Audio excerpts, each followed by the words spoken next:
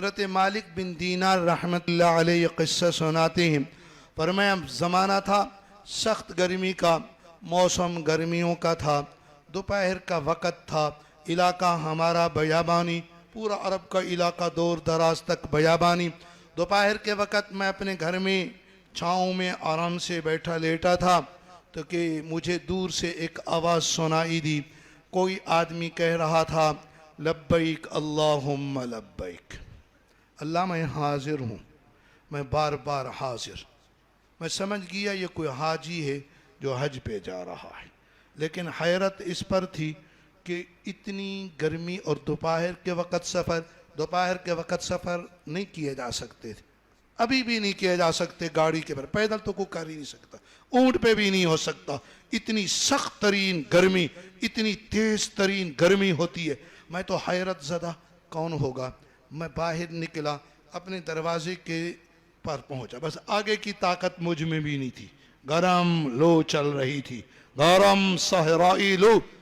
میں وہاں کھڑا ہوا اور پھر جہاں سے آواز آ رہی تھی وہاں میں نے نگاہ اٹھائی،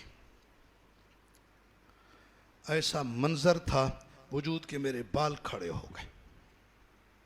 ایک آدمی تھا احرام کی حالت میں اور دونوں پاؤں سے معذور تھا، سواری کوئی نہیں تھی، زمین پر تھا، اپنے ہاتھ کے سہارے پر گرم گرم مٹی اور ریت پر ایسے ہاتھ کے سہارے سے اپنی ٹانگوں کو گھسیٹتا ہوا آگے آ رہا تھا۔ اب تصور تو کرو کتنی گرمی، کتنی، کبھی یہاں گرمی ہو تو ننگے پاؤں تو چل کے دیکھو، وہ معذور اس طرح ٹانگیں گھسیٹ رہا ہے ایسے، اور وقفے سے کہتا ہے لبیک اللہم لبیک لبیک لا شریک لک لبیک۔ بڑی آواز میں درد بھی تھی، غم بھی تھا، دکھ بھی تھا، تلبیہ تو ہم بھی پڑھتے ہیں مگر زبانی کلامی دل کی گہرائیوں سے مانے کے حضور کے ساتھ ہم نے بھی حج اور عمرے پہ نہ پڑھا۔ مانا ہے اللہ میں حاضر ہوں، اللہ میں حاضر ہوں، اللہ کے گھر پہ جا رہے ہیں، اللہ کے در پہ جا رہے ہیں، اللہ نے بلا جو لیا، بلاوے کے بعد کہتا جا رہا ہے لبیک اللہم لبیک، مگر اس کا تو درد ہی اور تھا، غم ہی اور تھا، وہ کہہ رہا تھا لبیک اللہم لبیک، اللہ میں حاضر ہوں، میں بار بار حاضر ہوں۔ آگے بڑھتا رہا پر میں مجھ میں اتنا نہ ہو سکا، طاقت ہی نہ تھی، گرمی زوروں کی تھی، گرم ہوا بھی تھی، اتنا نہ ہوا آگے بڑھ کر ان کے پاس پہنچوں، کوئی سواری لے جاؤں، ان کو لے ہی آؤں، اتنا بھی نہ تھا۔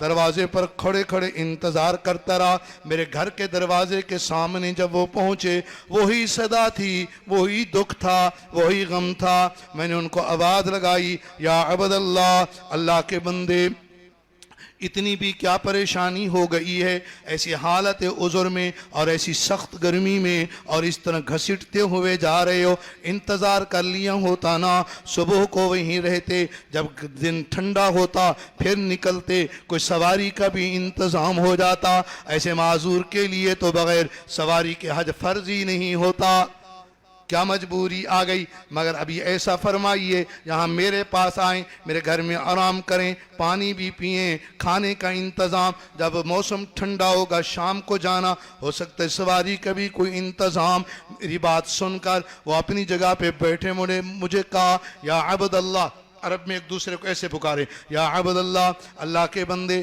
ایک بات آپ مجھے بتلا دیں، پھر آپ کے بارے میں بھی سوچوں، یہ بتلاؤ ایک غلام ہو اور اسے اس کا مالک ناراض ہو گیا ہو، مالک کا وہ مجرم ہو، جرم کیے ہوں، غلطیاں کی ہوں، مالک ناراض بیٹھا ہو تو کیا غلام کو چین سے بیٹھنا چاہیے؟ کیا غلام کو چین اور اطمینان سے بیٹھنا چاہیے؟ میں تو وہ غلام ہوں جیسے میرا مالک، میرا اللہ ناراض ہے، میں بہت مجرم ہوں۔ حالانکہ وہ بڑے اللہ کے ولی، مگر جتنا اونچا مقام ولایت کا ہوتا ہے اتنا اللہ کا ڈر ہوتا ہے، اتنا اللہ کا خوف ہوتا ہے۔ جتنا آدمی گناہوں میں مگن، اسے اپنے گناہوں کی فکر ہی نہیں، اسے خوف ہی نہیں، وہ اس لفظ پہ صرف چلتا رہتا ہے کہ اللہ بخش دیں گے، اسی پہ چلتا بھی رہا، رب کی بے فرمانیاں بھی کرتا رہا، اونچا مقام، خشیت بھی اونچی، ڈر بھی اونچا. تو کہتا ہے عبداللہ میرا مالک مجھ پہ ناراض، میں نے غلطیاں بہت کی، میں نے کوتاہیاں بہت کی، میں اسی کے ہاں جا رہا ہوں معافی مانگنے کے لیے. درمیان میں رکنے کا کوئی چارہ نہیں، یہاں معافی تو میرے اللہ ہر جگہ دے دیتے ہیں. مگر شمس العلوم کے پردیسی ہو، پھر وہ اللہ کا گھر کتنا خوبصورت، وہ کتنی رحمتوں والا. اسی آس پہ تو وہ چلا کہ اسی طرح ٹانگوں کو گھسیٹتا ہوا جاؤں، میرا شاید اللہ کو میرے اوپر رحم آ جائے. میرا معذور بندہ اتنی دور سے آیا، صدیوں میل سے دور سے آیا، گرمی میں آیا، اسے رحم ہی آ جائے معاف فرما دے. میں بیت اللہ کے آگے مانگنے کا تو مزہ ہی اور ہے، وہاں تو گڑ گڑانے کا انداز بھی اور ہے. یہاں بھی اللہ سے مانگو نا، وہاں بھی اللہ کے ہاں مانگنے کی کوشش. وہاں جاؤں، توبہ کروں، معافیاں مانگوں. وہاں حج بھی ہوتا ہے جس کے بارے میں محبوب علیہ السلام نے فرمایا ان الحج یہدم ما کان قبلا، حج پہلے گناہوں کو ختم کر دیتا ہے. اگر حج مبرور ہو، مبرور کی بھی تعریف ہے، اللہ قبول فرما لے میں پچھلی زندگی کی تمام کوتاہیوں کا صفایا ہو جاتا ہے. اللہ مجھے بھی نصیب فرما میں، آپ کو بھی نصیب فرما میں. مانگا کرو. اور جس کے پاس کوئی زاد نہیں ہوتا، جس کا دامن خالی ہوتا ہے، وہ تو اللہ سے مانگا بھی بہت کرتا ہے. اللہ کچھ ہے ہی نہیں. جن کے پاس بہت ہوتا ہے وہ تو مانگا بھی نہیں کرتے، حالانکہ انہیں مانگنا چاہیے. مجھے کہا کہ بتلاؤ، ایک آدمی ہے، مالک ناراض ہیں، کیا اسے ٹھنڈی چھاؤں میں بیٹھنا چاہیے یا فی الفور اس کے راضی کرنے کے لیے چل پڑے؟ انہوں نے بات ایسی کی، میرے اوپر تو سکتہ طاری ہو گیا، میں کچھ بول ہی نہ سکا. براہ راست بات کرنے میں خوف کتنا طاری ہوتا ہے. پھر وہ آگے بڑھ گئے. اسی دھوپ کے اندر میں دروازے میں کھڑا دیکھتا رہا، وہ اسی طرح اپنی معذور ٹانگوں کے ساتھ گھسٹتے ہوئے اور گرم ریت کے اوپر اس طرح اپنے ہاتھوں پہ چل چل کے جا رہے ہیں. اور وقفے وقفے سے ان کی صدا آتی ہے لبیک اللہم لبیک لبیک لا شریک لک لبیک. اور آواز جا رہی ہے حتیٰ کہ صحرا میں ان کی آواز دور سے گم ہوتی ہوئی آ رہی ہے لبیک اللہم لبیک. میں تو ان کی توبہ پہ حیران، اللہ کے حضور میں خوف کتنا، خشیت کتنی، التجا کتنی، اور یقین جانو میرے اللہ کی رحمتوں کی برسات کتنی ہوتی ہوگی.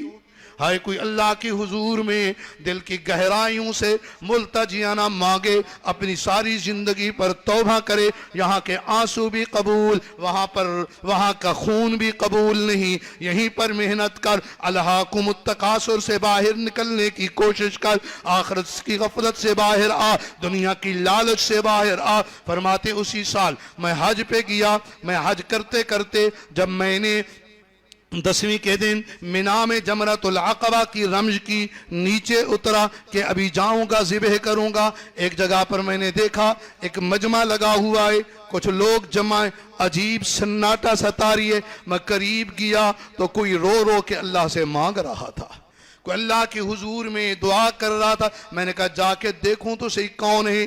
جب میں اس مجمع میں پہنچا، لوگ جمع تھے، درمیان کے اندر مجھے وہی معذور نظر آیا جو مدت پہلے وہاں سے گزرا تھا، پیدل چلتے چلتے پہنچ گیا. وہی معذور، اسے کوئی پتہ نہیں میرے ارد گرد کون جمع ہے. وہ تو اپنے رب سے باتیں کیے جا رہا تھا. اللہ کے حضور میں ہاتھ اٹھائے ہوئے مانگ رہا ہے اللہ آپ نے حکم کیا حج میں تیرے گھر کا طواف کروں. میں اسی طرح طواف بھی کر آیا معذوری کے ساتھ. اللہ آپ نے حکم کیا صفا مروہ کی سعی کروں. اللہ وہ بھی کر آیا. آپ نے حکم فرمایا عرفات کے میدان میں جاؤ. میں عرفات کے میدان میں بھی آیا، تیرے سے مانگتا رہا. پھر تیرا حکم ہوا مزدلفہ میں رات کو آ جاؤ، مانگو. میں رات کو مزدلفہ میں بھی آیا، مانگتا رہا. اللہ پھر حکم کیا کہ یہاں شیطان کو کنکر ماروں. میں نے وہ بھی مارے. اب آپ کا حکم ہے کہ جانور کو ذبح کریں. اللہ میری جیب میں تو پیسہ تک نہیں ہے. وہ ایسے آ رہے تھے، اللہ میرے پاس تو پیسے نہیں ہیں کہ جانور خریدوں اور قربانی کروں. اللہ اپنی ذات کے سوا میں کسی چیز کا مالک نہیں ہوں. لوگ جانوروں کی قربانی دے رہے ہیں، اللہ تو میری قربانی قبول فرما. وہ کسی ایسے درد سے کا دل پھٹتا گیا، जिगर चिरता गया और इन्हीं लफ्जों के साथ गर्दन ढलकी और अल्लाह के हुजूर चले गए। अल्लाह के हुजूर में ऐसा भी डर हुआ करता है, ऐसी भी खशियत हुआ करती है। तो भाई अल्लाह के हुजूर में माफ़ी हो, तौबा हो। यहाँ ये तौबा काम दे, हम अपने आप को ऊंचा ना समझें, बस हम अल्लाह के मुजरिम हैं। अल्लाह ने एक गुनाह पर भी पकड़ लिया, हमारे पास तो कोई चारा ही नहीं, कोई चारा, कोई उज़ुर नहीं। अल्लाह से माफ़ी और अपनी दुनिया में अपनी आखरत को बनाने की फ़िक्र, अल्लाह से दुआ है अल्लाह ताला हमें आखरत की गफलत से बचाएं और दुनिया के तकासुर से अल्लाह हमें बचाएं। आमीन। सुभान